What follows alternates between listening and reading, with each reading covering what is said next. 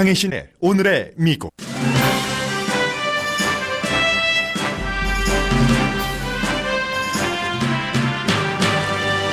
텍사스 엘파소 총격 사건 이후 백인 우월주의에 대한 경고가 이어집니다. 아버지와 아들 부시 대통령의 손자고 조카로 히스패닉계인 조지 P. 부시는 백인에 의한 소수인종 테러가 미국에서 늘어나고 있다고 경고합니다. 트럼프 대통령이 총격 사건 현장인 엘파소를 방문할 예정이지만 엘파소 주민 가운데 상당수는 그가 입을 열기 전에 우리는 안전했다면서 대통령 방문을 환영하지 않습니다.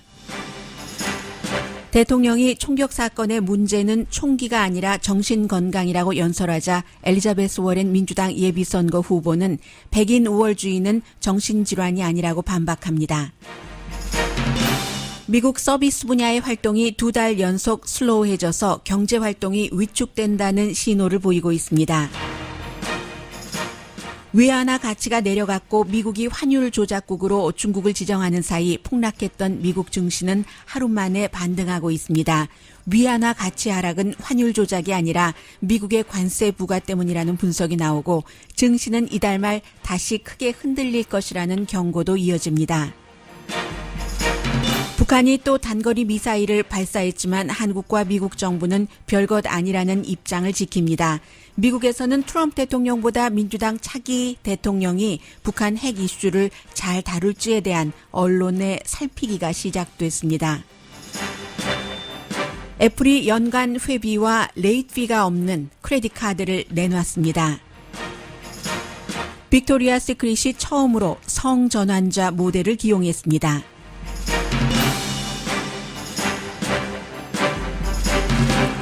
여러분 안녕하십니까? 오늘의 미국 강혜신입니다. 여러 가지 중요한 이슈들이 많습니다. 북한, 중국, 증시, 미국 경제.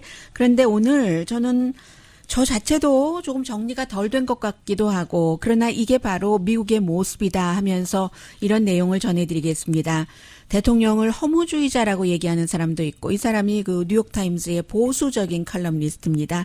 뉴욕타임즈에서 가장 젊은 나이에 컬럼니스트로 기용을 한 로스 다우댓이라는 사람이죠. 지금 39살밖에 안 됐지만 뉴욕타임즈의 컬럼니스트가 되기 전에 잡지, 그 좋은 잡지 애틀란틱에 편집도 했었고 지금 텍사스의 엘파소와 오하이오주의 데이튼에서 13시간 간격으로 31명이 숨진 이 총격 사건의 그 범인들과 대통령이 연관이 있다. 이런 얘기예요. 이 사람은.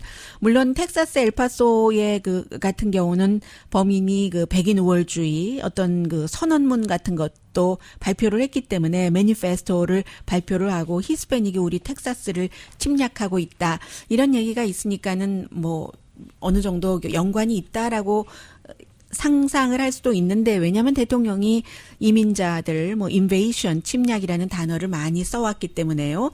그러나 오하이오 데이튼의 총격 사건의 용의자는 사실 그 범행 동기를 조금 더 들여다봐야지 되고 이 사람은 무신론적인 사회주의 시각이라고 할까요? 정치에 대해서는. 그래서 아주 극좌에서 그 폭력까지도 포용을 하는 안티파를 굉장히 지지를 하고 안티파를 지지를 하지만 또 안티파시스트라고도 할 수 있고요. 그러면서 굉장히 그 여성에 대해서 혐오적이고 어떤 그 성적인 활동에 대해서 아주 그 어둡고 성폭력 그리고 메탈 그룹의 밴드의 그 리더이기도 했고요.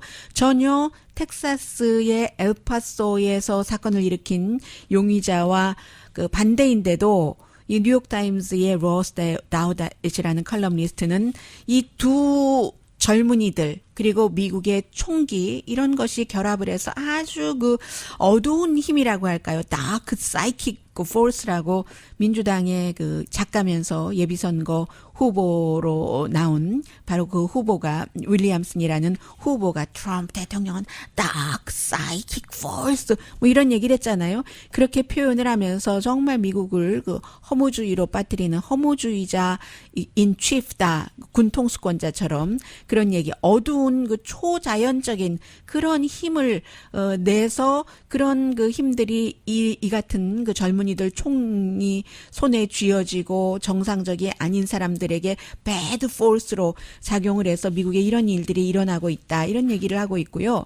백인에 의해서 흑인이 굉장히 미국에서 오랜 동안 그 차별을 당한 이후에 나중에 이제 백인이 좀 미안하기도 하고 또 흑인들의 저항도 있고 해서 뭐 투표도 하라고 하고 그 이후에 한국인을 포함한 다른 그 소수인종 에이시아나 아니면 또 뭐 라티노는 뭐 텍사스는 뭐 그곳이 멕시코 땅이기도 했지만 그런 이민자들이 많이 왔습니다. 그리고 나서 그 사이에 백인들이 과거에 우리가 뭐 소수인종에게 너무했지 특히 흑인에게는 하면서 뭔가 그 반성하는 뭐 여러 가지 노예제는 잘못됐다는 결의안들도 만들었고 그러면서 흑인이 아닌 다른 소수인종의 힘들이 커졌고 그런데 시대가 흘러가면서 세월이 차곡차곡 쌓여가면서 라티노, 히스패닉의 인구가 늘어나고 원래 그 백인 다 뭐 백인들도 다른 나라에서 온 사람이지만요. 그 인디안 아메리칸 빼놓고는요.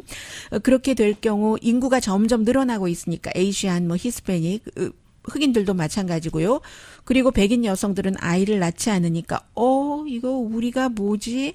완전히 이거 밀리겠는걸 하면서 이제 그 백인들이 걱정을 하고 있는 차에 트럼프 대통령이 나타나서 이민자는 강간범이고 뭐 갱 범죄 집단이고 미국에 마약을 들여오고 침략자고 그 침략을 막아야지 되고 하는 것을 얘기를 하니까 더 자연스럽게 뭐 거의는 아니지만 대량 그 살상 특히 소수인종을 향한 그런 그 총기 사건의 범인은 백인들이 많잖아요.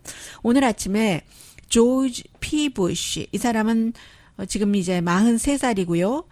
아버지가 잽 부시입니다. 트럼프 대통령과 예비선거 때 겨뤄서 졌던 플로리다의 전 주지사요. 그리고 그러면은 이제 그 큰아버지가 됩니까? 어떻게 되죠? 그렇죠? 아무튼 네퓨인 거예요. 아들 부시 대통령의 네퓨고 그리고 할아버지가 41대 조지 부시 대통령이 되는 조지 워커 부시 대통령이 되는 거죠. 이 사람이 그 트위터에 제법 긴 글을 썼습니다.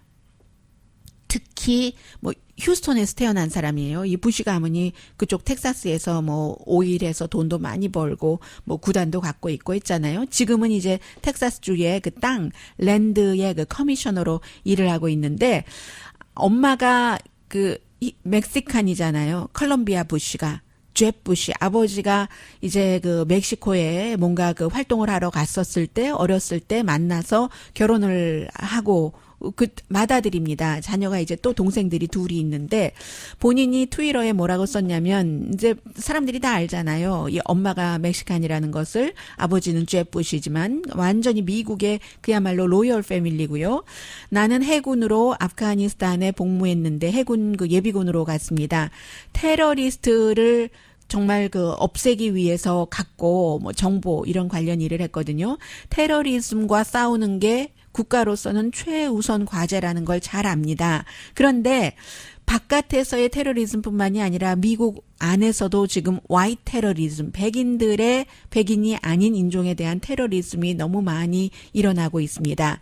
백인 테러리스트라고 선언을 한 그런 용의자들이 지난 몇 개월 사이에 미국에서 백인이 아닌 다른 인종에 대한 테러를 너무 많이 저지르고 있습니다. 이게 현실입니다. 당장의 위협입니다. 우리 모두 이 같은 백인 테러리스트를 비난하고 물리쳐야지만 됩니다. 모든 미국인이 모든 종류의 테러, 백인에 의한 테러에 대해서 반대하는 목소리를 내야지 됩니다라는 트윗을 썼고요.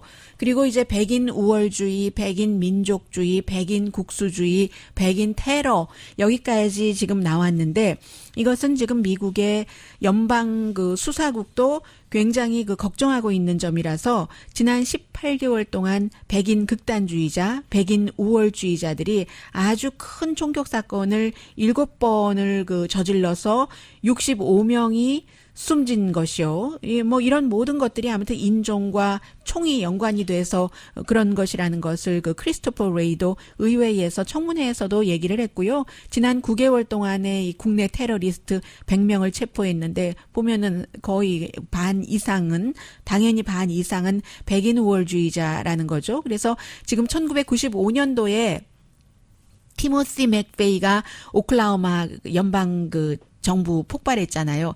그때 이후에 우파 극단주의자에 의한 사례가 굉장히 지금 늘어나서 지난해에 어느 때보다도 많았고 1995년 이후보다 어느 때보다 많았고 올해는 더 하겠죠. 당연히.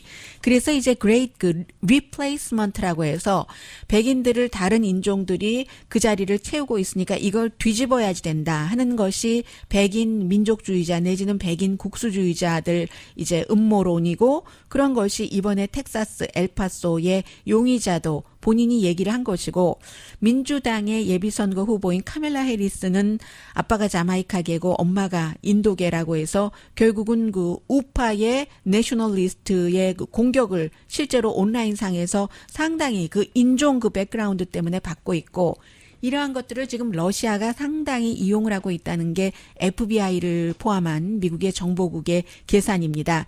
미국에서 이렇게 백인 우월주의자, 내셔널리스트 그 운동을 퍼뜨려서 미국을 분열시킨다. 왜냐하면 미국은 백인만으로 이제까지 이끌어온 게 아니라 다른 인종들과 다 같이 가서 미국의 아주 그 위대한 점이 성장을 했었기 때문에 그런 것인데 이 국내의 테러리즘을 잡기가 오히려 해외의 테러리즘을 잡기보다 더 어렵답니다. 오늘 뉴욕타임스가 아주 자세히 지적을 했는데 간단히 말씀드리면 국내의 테러리즘을 잡을 수 있는 옵션이 적은데 그 바탕에는 표현의 자유라는 것이 깔려서 미리 저 사람이 좀 조짐이 있어 라고 생각을 하더라도 그 말로 하는 것은 행동하기 이전에는 표현의 자유고 또 총기 소지의 자유 이런 것 때문에 굉장히 그 어려운데 어느 때보다도 우파로부터 생기는 그 백인으로부터 생기는 이 같은 그 테러리즘이 강해지고 있고 그것은 사실은 그 오바마 시대 때부터 점점 이런 위험성이 경고가 됐는데 그 당시에는 이렇게 총으로 직접 행동으로 하는 것보다는 말에 사람의 감정에 이런 것을 많이 차곡차곡 쌓아놨는데 가장 그 대표적인 사람이 이제 그 러쉬 림버죠. 우파의 그 라디오 프로그램을 여러 개를 가지고 있으면서 이제 그 백인이 그 우월하고 이러한 것들을 많이 퍼뜨려서 이제는 white nationalism이라고 white 민족주의 내지 white 그 국수주의 이런 표현까지 나와서 텍사스가 점점 블루 스테이트가 돼간다 하니까 이것을 막아야지 된다 하는 거고요. 그리고 지금 대통령도 선거 캠페인을 계속하고 있는데 그렇게 대통령이 싫어하는 페이스북에도 돈 주고 캠페인하고 있거든요. 페이스북에도 1월부터 특히 1월부터 3월까지 굉장히 많이 그 이민자와 침략을 연결시키는 그 이민 인베이션이라는 단어를 썼고 5월 달부터 조금 줄어들긴 했는데 5월 달에도 수십 번 이민자와 침략, 우리는 침략당하고 있다. 침략을 멈추는 게 중요하다. 이런 것을 이제 대통령이 선거 재선 캠페인에서 그 활용을 하고 있기 때문에 어제 이제 대통령이 총기를 규제하겠다, 신원조회도 강화하겠다 하는 얘기를 한 게 아니라 이건 정신질환의 문제고 그리고 이런 사건을 저지른 혐오 범죄자에 대해서는 사형을 지체 없이 집행을 하겠다라고 얘기를 해버렸더니 이 엘리자베스 워렌 그 연방 상원 의원이고 민주당의 예비선거 후보가 백인 우월주의자다. 백인 우월주의는 정신질환이 아니다. 이건 국내 테러라고 불러야지 된다라고 말을 했습니다. 더군다나 어제 대통령이 뭐 트위터에는 그 총을 사는 사람들 신원조회 같은 것을 전국적으로 통일을 해서 뭐 예를 들어서 수암밋에서 산다던가 이런 것까지도 좀 막게 하는 이렇게 하는 것처럼 하더니 초당적으로 민주당과 공화당이 협조를 해야지 된다 하더니 막상 대국민 연설에서는 전혀 이 총에 대해서는 문제 자체가 총이 있었기 때문에 일어난 사건인데 말하지 않아서 지금 굉장히 이런 얘기가 계속되고 있고요. 어제 그 오바마가 버락 오바마 전 대통령이 제법 긴 길이에 트럼프 대통령의 이름을 얘기하진 않았지만 글쎄요. 빈티지 오바마라고 할까요? 전형적으로 이런 사건이 일어났었을 때 오바마 전 대통령은 좀 위로를 많이 해주는 스타일이잖아요. 그래서 흑인 교회에서 총격 사건이 일어나면 그 교회를 방문해서 어메이징 그레이스를 대통령이 직접 그 노래를 부르고 약간 뭐 안 울려고 했는데도 할 수 없이 나오는 눈물을 조금 손가락으로 찍는 모습도 보여주고 그런 것이 있었는데 무엇보다도 이제 그런 것들이 사람들이 보면 알잖아요. 어제 그 트럼프 대통령이 뭐 편견이라든가 인종차별주의는 이 땅에 용납돼서는 안 된다라고 말할 때 텔레프롬프터를 보고 읽었지만 별로 설득력이 없었습니다. 왜냐하면 대통령 자신이 그런 말을 많이 해왔기 때문에 그에 비해서 그 오바마라는 사람은 원래 뭐 그랬기 때문에 이러한 말을 하고 하는 게 좀 내추럴하다고 할까요? 설득력이 있다고 할까요? 하면서 누구라도 리더의 입에서 두려움이라든가 인종차별을 퍼뜨리는 그런 말을 하는 것을 용납해서는 안 된다. 이런 얘기를 했고요. 트럼프 대통령이라고 하진 않았는데 트럼프 대통령이 당장 오늘 트위터에서 비난을 하더군요. 조지 부시가 언제 버락 오바마를 비난하더냐. 샌디욱 초등학교에 총격 사건이 일어났었을 때 조지 부시가 전 대통령이고 오바마가 그 당시에는 현 대통령이었잖아요. 하면서 오바마 시대에 얼마나 많이 대량 그 총기 사건이 일어났는데 오바마는 아웃 오브 컨트롤이었어 라고 얘기를 했거든요. 오바마가 총기 규제를 하려고 엄청 애를 썼지만 총격 사건이 일어났었을 때 how many times 우리가 이런 것을 또 먹고 겪어야지 됩니까? 라고 아무리 호소를 했었어도 그 당시에 공화당이 하원 상원 다 다수당이었고 전혀 대통령의 말을 들으려고 하지 않았고 지금의 현 대통령은 총기 사건이 일어나서 사람이 숨졌는데 총에 대해서는 말하지도 않았습니다. 그러니까 지금 미국이 어느 정도로 위신이 떨어졌냐면 어제는 멕시코의 외무장관이 멕시코의 법무부가 이번에 특히 텍사스의 엘파소에서는 범인이 멕시칸을 가능한 한 많이 죽이고 싶다라고 얘기를 했기 때문에 수사팀에게요. 뭐 본인이 그렇게 조사를 받으면서 얘기를 한 거죠. 협조를 잘하고 있다고 했어요. 어제까지는. 그런 해서 법무부에서 멕시코 법무부에서 왜냐하면 멕시칸들이 많이 숨졌기 때문에 겨냥을 당했고 그래서 이제 그런 얘기를 했는데 오늘은 아예 멕시코의 그 대통령이 이 멕시코의 그 안드레스 마누엘 로페즈 그 오브라도 대통령도 트럼프 대통령과 잘 지내보려고 하잖아요. 그런데도 대국민 연설을 통해서 미국이 총기 규제를 좀 해야지 된다.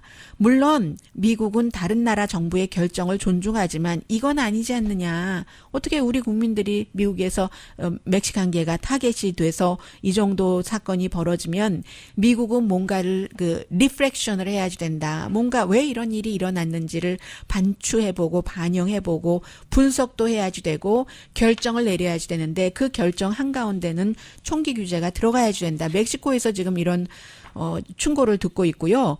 엘파소의 경우는 좀 민주당색이 강하죠. 그 엘파소의 시장은 공화당이에요. 디마르고인데 지금 잘 모르겠다. 대통령이 이제 내일 간다고 하잖아요. 뭐 오하이오의 데이튼도 가겠지만 지금 사람들이 너무 많이 나에게 이메일과 전화로 대통령 오지 말라고 별로 원하지 않는다고 하면서 그런 것이 있기 때문에 대통령이 오면 뭐 어떤 대접을 받을지 모르겠다라고 얘기를 하고 엘파소에서 태어나서 텍사스에서 정치 활동을 했고 역시 민주당의 예비선거 후보인 비로 오로케는 이 트럼프가 설 땅이 없다 이런 얘기도 하고 있고요. 또 엘파소 시 자체에서는 지난 2월 달에 트럼프 대통령이 엘파소에 선거 유세하러 갔었잖아요. 그때 이제 뭐 벽을 세워야 된다. 이민자들 여기 못 넘어와야 된다 하면서 그 국경에 갔는데 그 당시에는 선거 유세이기 때문에요. 그 선거 캠페인 본부에서 돈을 내야지 되는데 뭐 경찰력 돈 너무 많이 썼는데 56만 얼마라고 하던가요. 56만 9,204달러 63센트를 그 경찰국에 내야지 되는 돈을 트럼프 캠페인 본부에서 안 냈기 때문에 우리는 뭐 별로다 뭐 이런 얘기도 하고요. 또 47살의 존 스미스 데이비스라는 분이 이분은 이제 퇴역 군인이에요. 이분이 로스앤젤레스 타임즈와 인터뷰에서 한 얘기 보니까 대통령이 혐오 발언으로 우리를 그 타겟이 되게 됐다. 히스패닉이라는 이유만으로 침략자라는 얘기를 듣고 그래서 이런 비극적인 사건이 일어났는데 우리 동네에 오려면 확고한 정책을 가지고 와라. 총기 규제라든가 혹독한 이민 정책을 가지고 오지 말아라. 이제 이것도 또 하나의 미국의 분열이라고 볼 수도 있겠습니다. 아무튼 백인 우월주의라는 것이 예전에는 몰래 숨어서 말하고 했던 것이 트럼프 대통령 들어오고 나서는 이제는 완전히 정말 거리에서 판을 칩니다.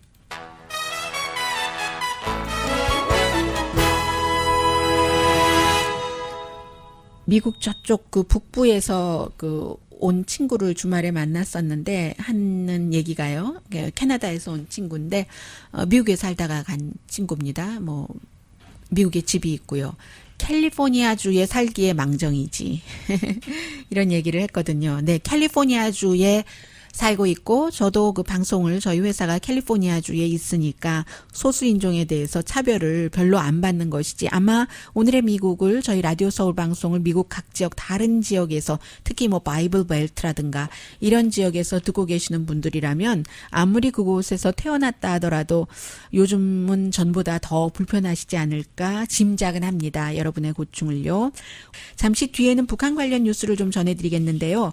한국 언론에서 인터넷에 먼저 나오고 신문으로 보시는 분은 오늘 보시겠습니다만은 그 뉴욕타임스의 에디토리얼 그 페이지에서 미국의 민주당 예비선거 후보들 앞서 나가는 7명에게 북한 문제를 어떻게 할 것인가 하고 물어봤어요. 그런데 한국 매체에서 제목을 어떻게 달았냐면 민주당의 잠룡 워런하고 그 브리저즈 필요하다면 김정은과 만날 것 이렇게 얘기했는데 이 브리저즈 같은 경우는 뭐 대통령이 될 가능성이 민주당 후보까지는 모르겠습니다만은 별로 없기 때문에 사실은 이 헤드라인보다는 그 내용에 다른 것들을 조금 더 볼 것들이 있거든요. 잠시 뒤에 함께 전합니다.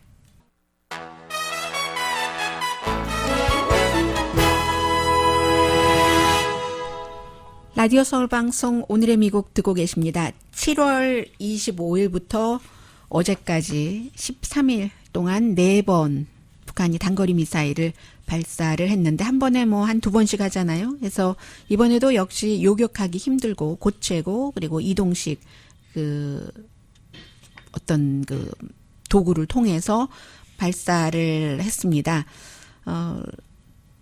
여러 가지 이유가 있겠지만 지금 많은 사람들이 이거 뭐 한국에서 뭐 정의용 보좌관이나 뭐 미국의 국방장관이나 뭐 과잉 반응하지 않겠다. 한국과 남한과 북한이 한 약속 위반 아니다. 트럼프 대통령은 나와 북한이 한 약속 위반 아니다. 이렇게 얘기하면서 요지는 미국 국방장관도 또 한국에서도 계속 북한과의 대화의 문은 열렸다라고 얘기를 하면서도 이거 너무 잦은 것 아닌가? 북한이 별로 주목도 받지 못하는데 왜 이렇게 자주 해서 트럼프 대통령이 화를 돋구면 그 다음에 어떻게 하려고 하지? 이렇게 이제 진보 측에서 많이 걱정을 하는데요. 아무런 성과 없는 발사는 아니라고 보여집니다. 우선 뭐 오늘 사흘째인가요? 한미 합동군사훈련 동맹자는 뺐지만 어쨌든 그것을 하는 것에 대해서 뭔가는 북한이 한 번은 보여줬어야지 됐고 뭐 이게 마지막도 아니라고 전문가들이 보고 있고요. 그리고 뭐든지 하면 할수록 그게 늘어나는 거잖아요. 이게 꼭 그 미국에 대해서 또 한국에 대해서 불만만을 표시하는 것이 아니라 군의 현대화라는 것을 얼마 전에 김정은 위원장이 얘기를 했고 그 뒤에 뭐 이런 거 저런 거 약간씩 다르기도 한 것 같다는 분위기가 나오고 있잖아요. 지금 어떤 그 테스트하는 것에 있어서 테스트하는 기종이라든가 아니면 방법이라든가 해서 뭐 할 수 있을 때까지 지금 이렇게 보아하니 트럼프 대통령도 아직은 괜찮은 것 같고 그 사이에 실력을 향상시키는 것이다. 이렇게 본다면은 북한이 아예 아무런 소용도 안 되는 것을 왜 그렇게 돈 들여서 테스트하나라고 볼 필요는 없는 것 같고요. 그리고 유엔에서 지금 로이터 통신이 보도한 것을 보니까 20억 달러를 북한이 사이버 공격을 해서 돈을 벌어서 무기 프로그램 기금을 위해서 벌었다는 겁니다. 그런데 이제 이런 것들이 은행, 뭐 암호화폐 교환 이런 것을 공격을 해서 20억 달러를 빼나간 것이기 때문에 17개국에서 35번 당연히 이제 북한 군구 정찰 총국에서 맡아서 하고요. 이러한 형태는 추적하기가 굉장히 힘들다 이런 얘기도 나오고 있고요. 월스트리트저널은 북한이 이처럼 또 단거리 탄도미사일로 보고 있죠. 발사를 한 것에 대해서는 한국의 일부 전문가들도 미국이 좀 북한에 대해서 터프해야지 된다. 단거리 미사일이지만 서울과 도쿄가 사정거리 안에 들어가 있지 않느냐라고 얘기를 하고 있고요. 그리고는 이제 2011년 3월 1일 이후에 북한을 방문했었던 사람들은 이제 비자가 있어야지만 미국에 들어올 수가 있습니다. 관광도 그렇고 사업도 그렇고 삼성의 뭐 이재용 씨도 마찬가지네요. 그리고 보니까 그리고는 이제 오늘 그 뉴욕 타임즈의 이제 시작이라고 보시면 됩니다. 대강의 분위기만 아직까지는 이 사람들이 정확한 정책 같은 것을 내놓을 필요도 없고 그렇기 때문에 그림만 보면 되는데 이 내용이 왜 나왔냐면 트럼프 대통령이 북한이 아무리 이렇게 저렇게 해도 상관없다. 단거리 미사일인데 그게 뭐가 잘못됐어? 유엔 결의안 위반일지는 모르지만 나하고만 위반 안 하면 되지. 이렇게 말을 하니까 민주당이라면 제목이 이렇습니다. 이게 이제 그 뉴욕타임즈의 그 어피니언 그 보드 멤버 말하자면 그 논설위원이 쭉 그 인터뷰를 해서 좀 지지율이 많이 나오는 7명 민주당 예비선거 후보와 인터뷰를 해서 적은 것인데 민주당이 트럼프보다 북한 이슈를 잘 다룰까? 이게 제목이거든요. 공통점이 있는데 7명. 외교적으로 처리를 하겠다. 민주당이니까요. 이 공화당보다는 외교적으로 처리한다는 것에 동의를 하고 그리고 동맹국과 협의를 하면서 하겠다 하는 얘기예요.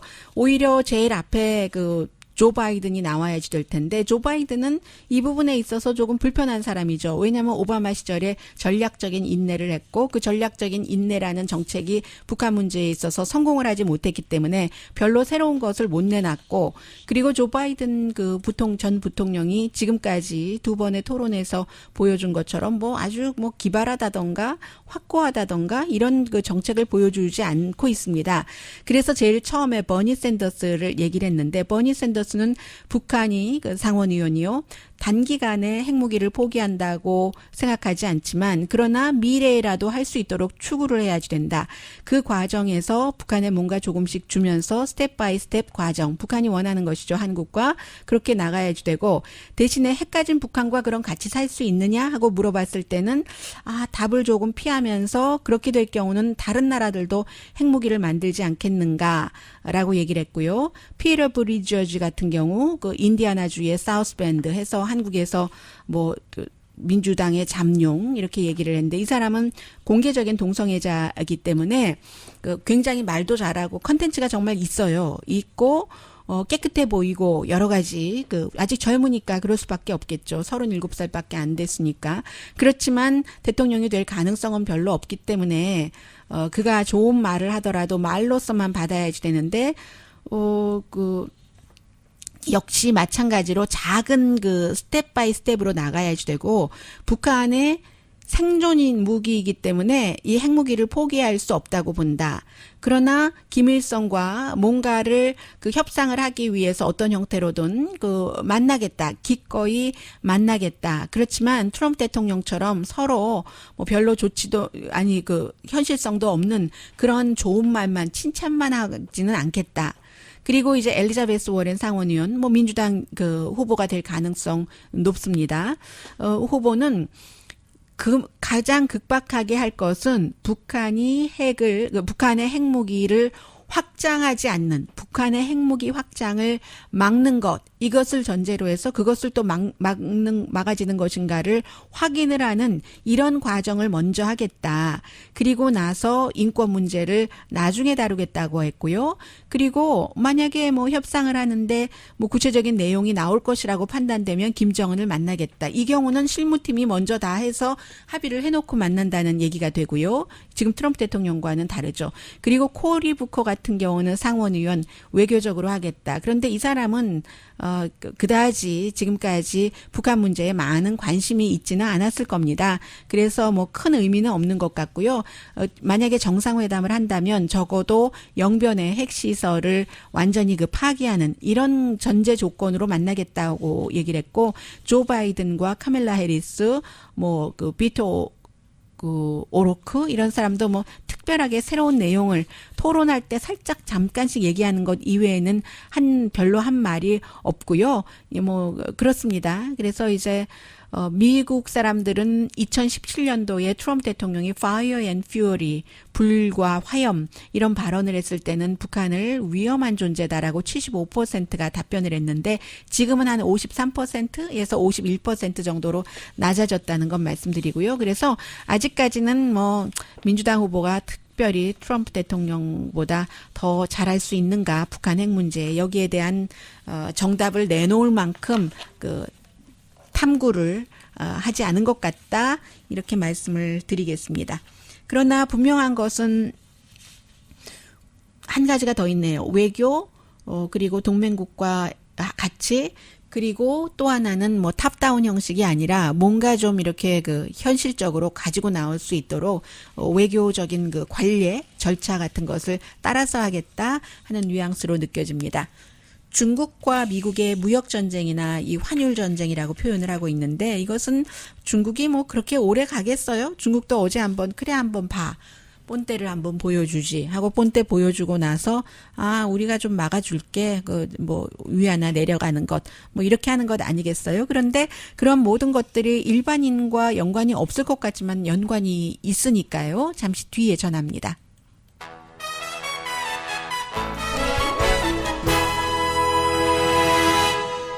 라디오 서울 방송 오늘의 미국 듣고 계십니다. 네, 이제 다른 나라의 돈에 비해서 우리나라의 돈의 가치가 좀 낮아진다는 것은 수출할 때는 좋잖아요. 그게 이제 어제 하루 동안 있었던 위안화와 달러의 가치. 위안화가 7개가 있어야지 달러 하나를 가질 수 있는 그런 것이었습니다. 그것을 이제 중국 정부가 막지 않은 거죠. 그런데 이제 그렇게 하니까 어제 오후에 바로 미국에서 환율 조작국이다라고 설정을 했는데, 많은 전문가들은 오늘 아침 NPR 방송과 인터뷰를 하는 전문가들도 그렇고, 중국이 그것을 환율을 조작했다기보다는 미국이 관세 전쟁을 지금 하고 있잖아요.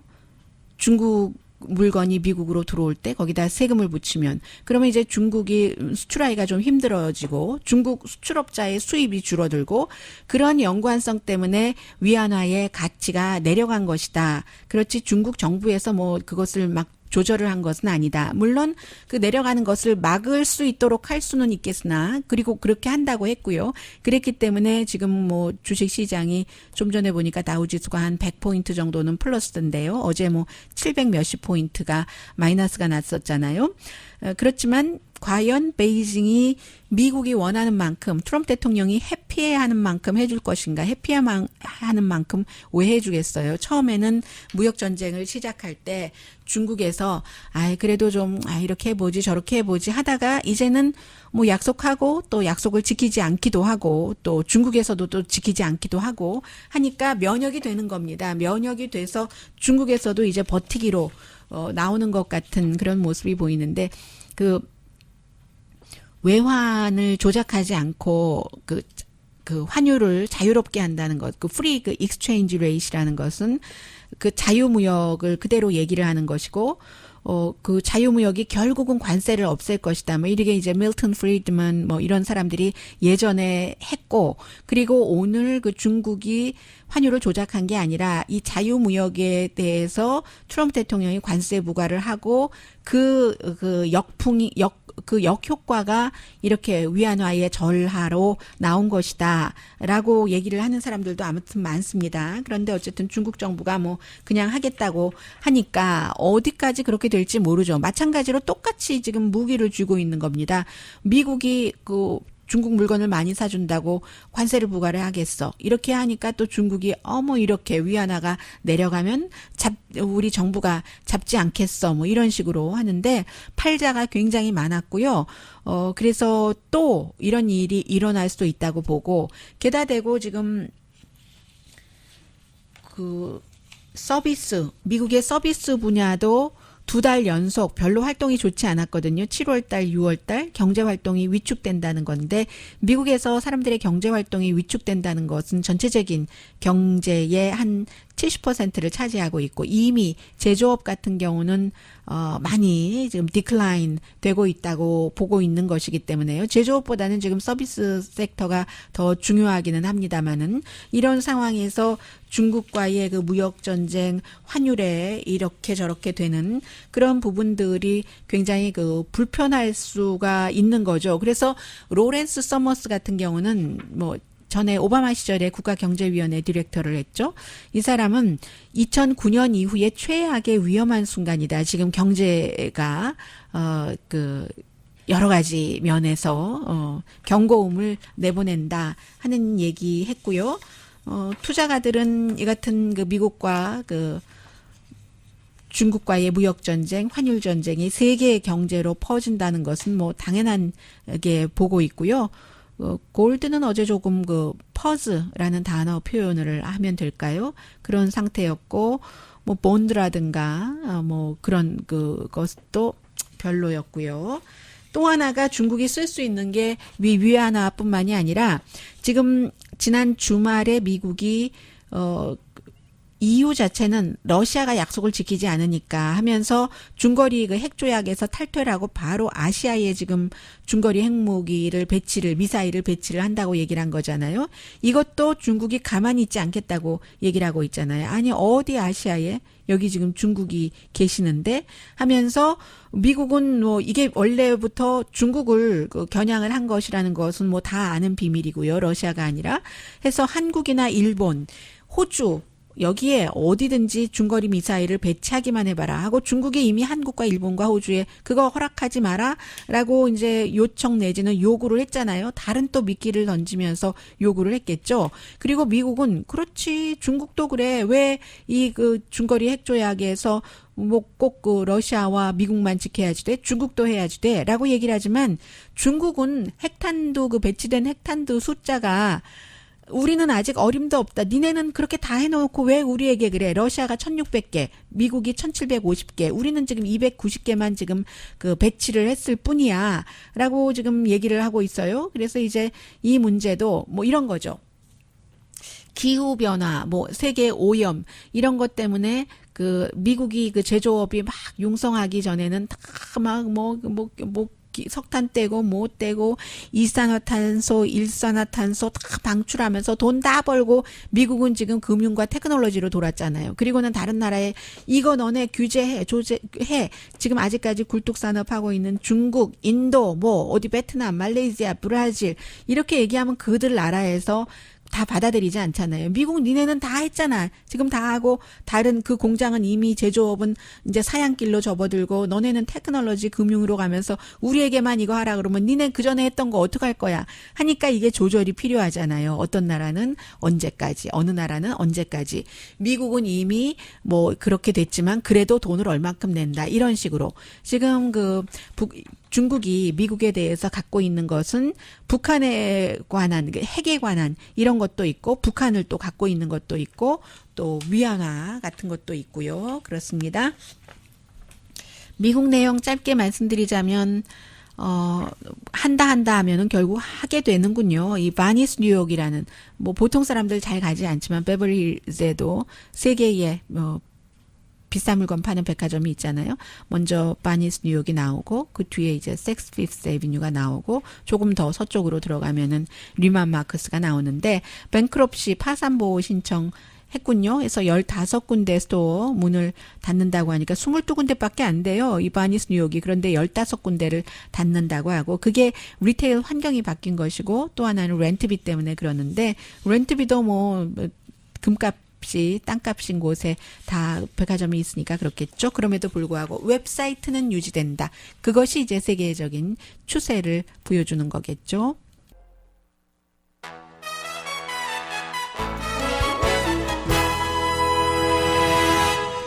라디오 서울 방송 오늘의 미국 듣고 계십니다. 네, 미국의 추세입니다. 이제는 애플도 크레딧 카드 일단은 제한적으로 내고요. 8월 말에 모든 커스터머가 가질 수 있게 하는데 이번에 이것도 상당히 애플식이네요. 애플에 만약에 우리 크레딧 카드 받고 싶으신 분이면 그 노티피케이션 어떤 경고 해주세요라고 신청한 사람에게 먼저 주고요. 그러나 뭐 장기적으로는 애플 카드가 지금 많은 분들이 쓰고 계시는 아주 인기 있는 카드처럼 첫 번째 카드가 되기를 원하는 게 될 텐데 레이트 피도 안 내고 연간 회비도 없고 그리고 그 제한도 없고요. 액수 오버 리미트 해서 제한은 있는데 오버 리미트 했을 때에 그런 차지도 하지 않고 이자율은 13%에서 24% 게다 대고 뭐 캐시백도 뭐 3%, 2%, 1%짜리 있고요. 넘버도 없고 비밀 코드도 없고 골드만삭스하고 마스터카드하고 같이 하는 거거든요. 그리고 당연히 앱이 있어서 내가 돈을 어디다가 어떻게 썼지? 뭐 이런 것을 볼 수 있도록 한다는 건데 이제 8월 말에 한다고 하니까 많은 분들이 하실 것 같죠. 그리고 또 하나는 미국에서 이제 뭐 빅토리아 시크릿은 백화점마다 다 있는 속옷 가게인데 이 속옷 가게에서 오픈리 게이 그 성전환 수술을 한 그런 여성 모델을 처음으로 기용을 했습니다. 브라질의 모델인데 이 여성이 그 인스타그램에 내가 정말 절대로 꿈을 포기하지 마라. Never stop dreaming 이런 얘기를 했고요. 그동안에 빅토리아 시크릿 제가 이제 추세라서 말씀을 드리는데 다른 그 어떤 그 뭐 소수의 권리를 주장하는 그룹에서는 너무 시대착오적이다. 플레이보이도 플레이메이트 2017년도에 그 성전환한 사람을 내세웠는데 아니 빅토리아 시크릿은 뭐 하는 거야? 하더니 결국은 선정을 했습니다. 그런데요. 제가 시간 계산을 잘못했기 때문에 시간이 남았어요. 시간이 남았는데 한참 남았네요. 지금 52분 7초까지 가야지 되는데 뭐 한번 해보죠. 토니 모리슨이라는 작가가 결국은 숨졌습니다. 올해 88세고 미국 여성 가운데서 2명이 노벨 문학상을 받았는데 그 2명 가운데 1명이고요. 빌 클린턴 전 대통령에게 그 첫 번째 블랙 대통령이다. 이런 말을 해준 사람이고, 그리고 당연히 이 토니 모리슨이 블랙입니다. 노벨 그 문학상을 받을 때는 뭐 이 사람들이 수십 년 동안, 작품을 써서 받는 것이기는 합니다만은 재즈라는 작품으로 받았지만 더 유명한 것은 뭐 Song of Solomon이라든가 Bluest Eye라든가 Beloved 뭐 이런 미국에서 말하자면 현재로서는 작가로서 가장 중요한 사람이다. 이렇게 많은 사람들이 생각을 하는데 39살 때 이 작가가 그 Bluest Eye 그 블랙 작가가 이런 책을 쓰면서 아이들이 일어나기 전에 책을 써야지만 됐기 때문에 항상 새벽에 책을 썼다고 하잖아요. 최근 작품은 God Help the Child 라는 2015년도에 아주 썼고 정치적으로도 본인의 목소리를 굉장히 많이 내고 블랙인 것에 비하면 뭐 짐작이 되지만 트럼프 대통령을 굉장히 그 비난을 많이 했고요. 백인 유권자는 교육을 받은 사람이든 받지 않은 사람이든 그 트럼프 대통령을 포용하는 것을 부끄러워해야지 된다. 이런 얘기도 했고요. 미국에서 토니 모리슨 말고 또 노벨 문학상을 받은 작가는 대지를 쓴 펄벅이죠. 물론 흑인 아닙니다. 강희신이었습니다.